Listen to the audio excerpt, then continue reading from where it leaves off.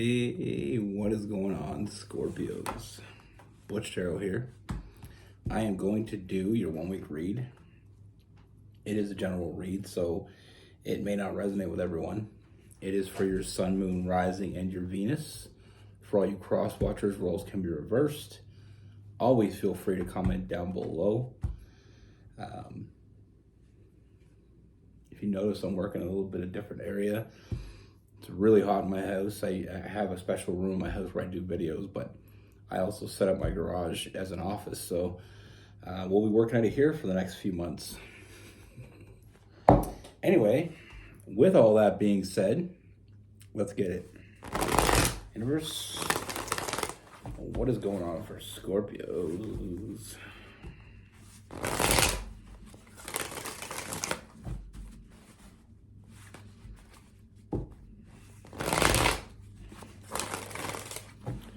What message do we have for Scorpios?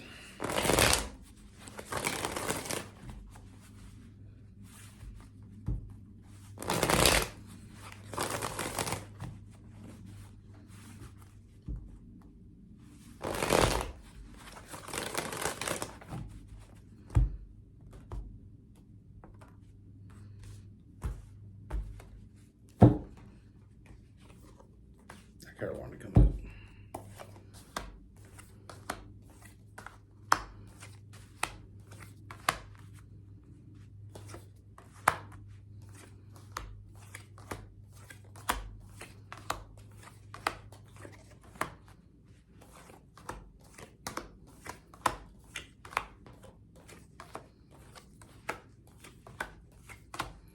All right, Scorpios. So the first thing I see, Scorpios, I feel like this energy around you is someone you already know. But I feel like with this person, I feel like you've been, lately you've been questioning where this is going. Where is this going? And I feel like there's this internal struggle within you because you want to ask the question, but a lot of times when we have the question in our mind that we want to ask, before we ask it, sometimes we can overthink it. Start wondering whether we should ask the question. Do we really want the answer? So I feel like there is a question that, this question has been haunting you. But like I said, I feel like you don't want to push it because this can go one of two ways. So I feel like it has you kind of in your head overthinking this. I mean, we have the Hermit as well. My hands aren't quite that big. We have the Hermit as well. With that Four of Swords, we're overthinking this. Then we have that Five of Swords. That's what we're overthinking. We're overthinking, we don't want to have that regret of asking too soon or asking the question and getting the wrong answer. So I feel like it kind of has you in your head, and I feel like you may be creating a little bit of distance between you and your person, with that hot and cold energy. It's, and that overthinking isn't helping this at all. It's to the point where you want to ask a question, but you don't, because you're not sure you want the answer. You're not sure the answer is going to be the answer that you want. But also, there's that internal struggle as well, and that's kind of causing some distance because it's almost like you don't want to give more to this person if it isn't going anywhere. So I do feel like there is a little bit of holdback, fearing maybe giving too much and then not getting it back in return. And I feel like it's kind of caused this lack of communication lately with your person. We have the Eight of Wands in reverse. Then we have the Nine of Swords, that, that anxiety, that late night, not being able to sleep. Most relationships get to this point where you know what you want from it, but you're not sure what they want from it, from the situation. So it's almost like we get to a point where do we go from here is basically what I'm trying to say. Where are we going from here? Do I give more to this because they're going to give more? Do I give more because they want more? Or is this as best we're going to get? Is this as far as this road goes? Now, with this person, I feel like the complication is in how you see this person. You're afraid that maybe this person just wants you for that physical. They're just wanting you for sex. Or they're just wanting you for, that type of energy. That maybe they don't care about me like I care about them. There's a lot of maybes here. And I'm going to get straight to the point. Is I feel like we need... That card that kept trying to fall out, and that finally did fall out, is the Queen of Swords. I feel like you've been hurt before. I feel like you've kind of felt like deja vu in this situation, feeling like you've been here before and it didn't end well. But you weren't here before. No matter if it's similar, no matter if you think it's similar to the situation you were before, this is a different person, different scenario. So what the universe is telling me here is we need to ask the question. The question has to be answered. And there's no real way around that rather than just asking the question. You're not going to know until you ask. But I feel like this is the message that you needed. Because with this person, what you may not know, I feel like they're honest, but it's the type of honesty where you got to ask. They don't come right out and tell you things. If you want to know something from this person, ask them, and they'll give you an honest answer. This is love. I feel like this is truly a love connection. And I feel like not only is it love, but I feel like there's a strong friendship here. And that's such a great foundation for something real. But the warning is not to let your imagination get the best of you. Like I said, not for all of you, but for some of you, I feel like you are comparing this to a past relationship. And that's almost like, when you do something and you get burned,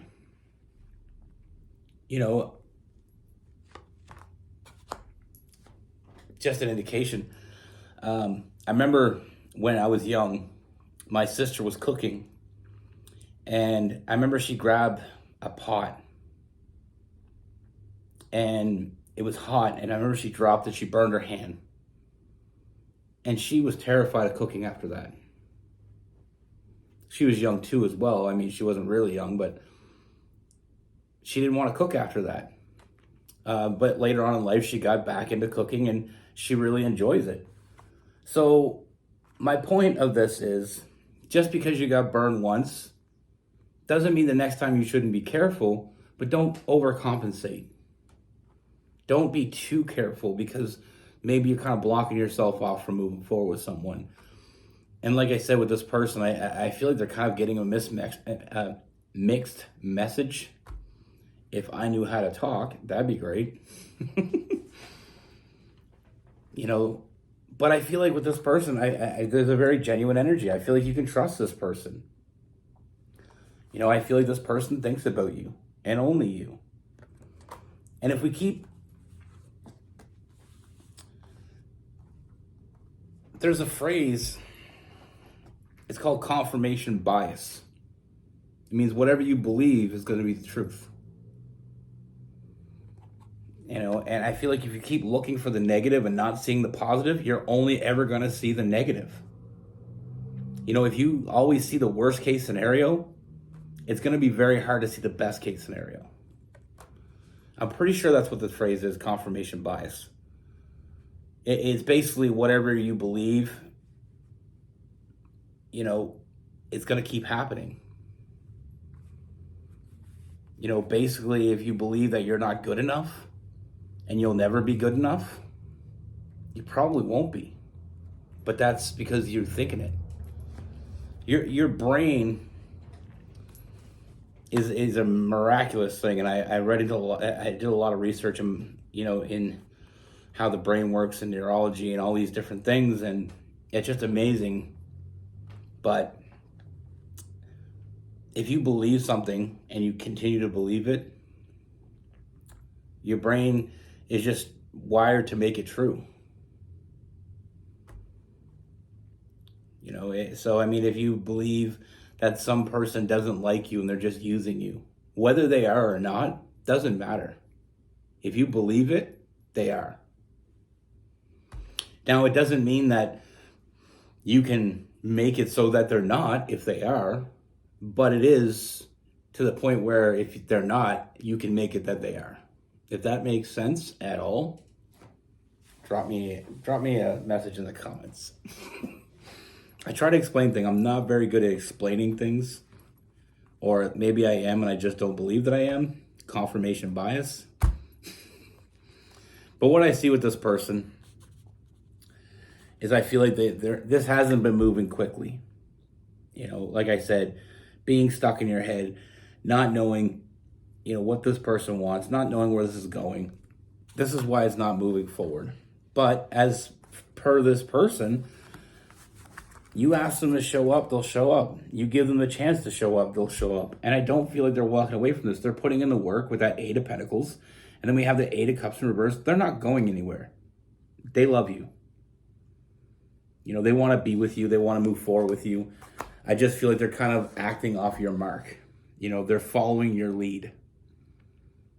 And I feel like, honestly, they're kind of in the same boat as you are with where is this going? I feel like you both want to know, but nobody wants to ask. But like I said, once this communication opens up, once we get that out there, I feel like we're going to have, you're going to see this huge transformation in this connection. You're going to see it go to the lengths it was meant to go to. That emotional fulfillment. We had the Death card, that huge transformation. 9 of Cups. Having your cups filled up. Getting what you want is right there. You just got to grab it.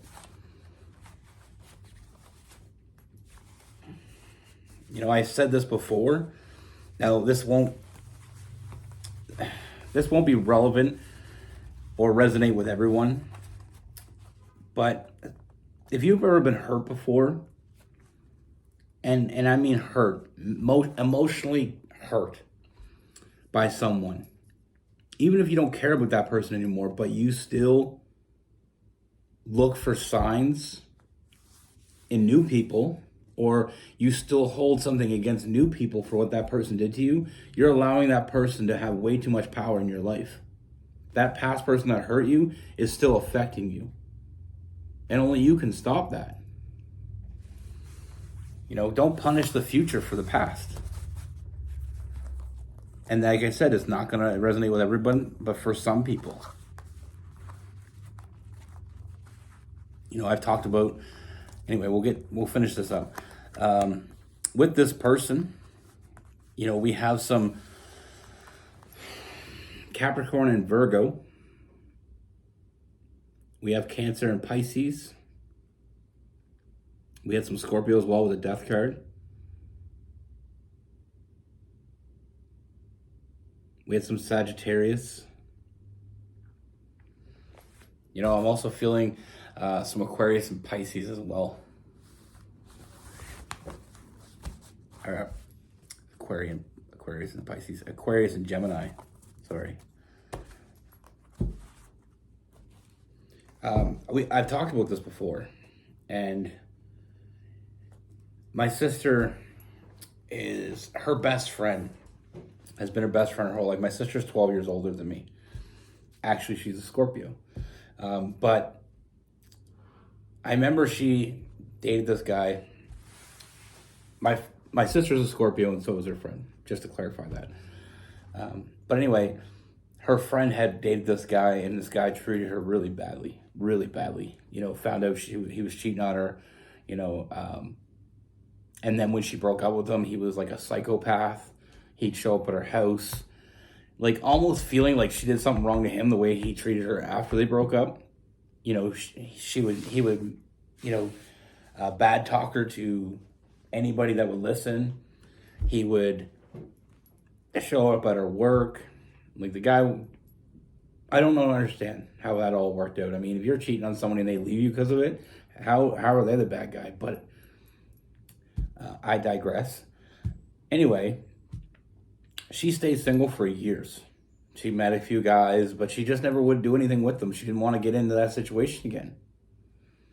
And I remember we were all sitting around talking one day. We used to have these campfires at our camp, and there would be camps. There's this lake, and there's all these little camps.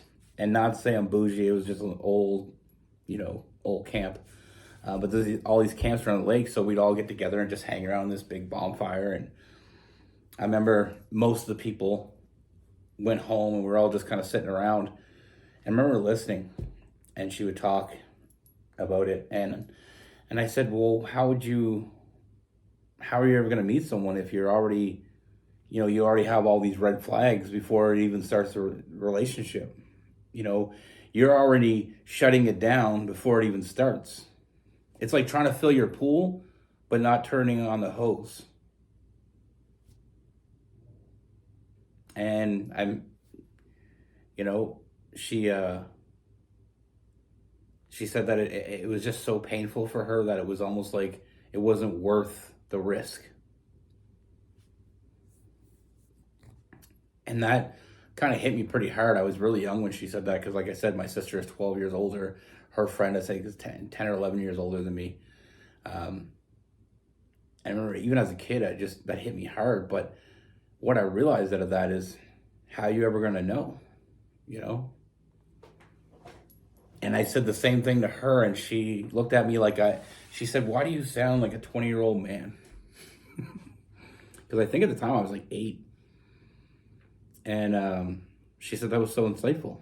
And I was like, okay. And I remember she started dating guys again. She ended up getting married, and she's still married. And every time I see her, she always laughs and jokes around. She goes, I can thank you for this relationship. But it's not even about that. It's about the fact that, like I said, with her, she was so afraid of getting a person like that past guy again, that she just didn't have anybody. And it's very lonely. It's got to be. Giving up because one failed, I mean, at the time I was young, and my comparison to it was basically like, I remember I tried this milk one time and it was sour, and I didn't drink milk for like a year because of it. But I love milk, so I started drinking milk again, and never really thought about it again. And that was I didn't know anything about love at the time. I just knew that it just seemed silly to give up on something because you had a bad experience. It doesn't mean you shouldn't be cautious. Trust me, the first time I drank milk again, I poured it in a cup, and I watched it as it went. The other time, honestly, don't tell my mom, but I drank it out of the carton. And I know that's gross. I was 8, okay? But I guess that was my karma. Anyway, that's what I have for you. Be good. Take care. Stay safe.